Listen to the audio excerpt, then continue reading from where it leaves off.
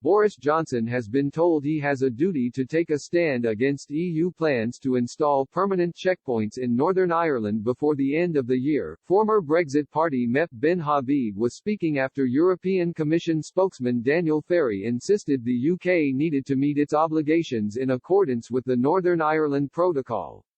Mr. Ferry was himself speaking in response to the decision by Gordon Lyons, Northern Ireland's Minister for Agriculture and a Democratic Unionist Party (DUP) politician, to stop work on permanent facilities to check goods arriving from Great Britain, as well as halting the recruitment of inspectors. Mr. Habib, a vociferous critic of the government's post-Brexit policy towards Northern Ireland, told Express, "It is now for Unionists in Northern Ireland and the rest of the UK to stand up against our own government and the EU in order to protect our precious union."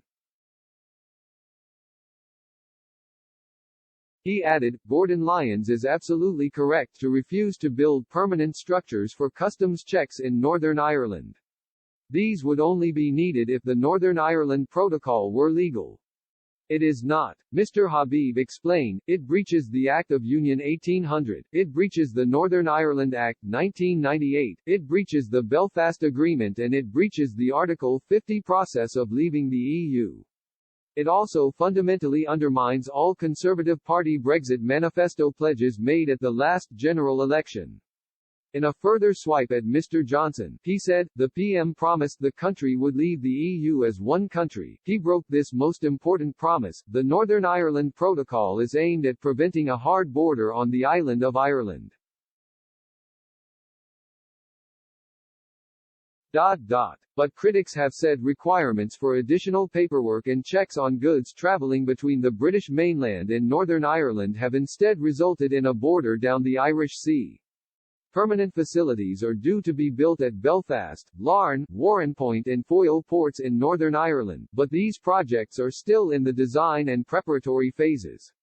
Explaining his decision on Friday, Mr. Lyons said, I've just let executive colleagues know that today I instructed my department to halt work on a range of issues relating to work at the ports. This is in and around a number of areas. First of all, further infrastructure, any further infrastructure builds, the additional recruitment of staff, and also the charging at the ports.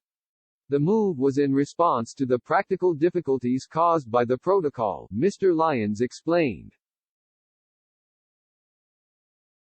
He was also concerned about what will happen when the current grace periods which currently govern protocol bureaucracy end at the start of April. He added, we don't know what the movement of retail goods from Great Britain into Northern Ireland is going to look like, we don't have the support in place through the Digital Assistance Scheme yet either, and all of the SPS, sanitary and phytosanitary, issues around the end of the grace period are just so uncertain and it's real nightmare for us and it's going to be causing us an awful lot of problems.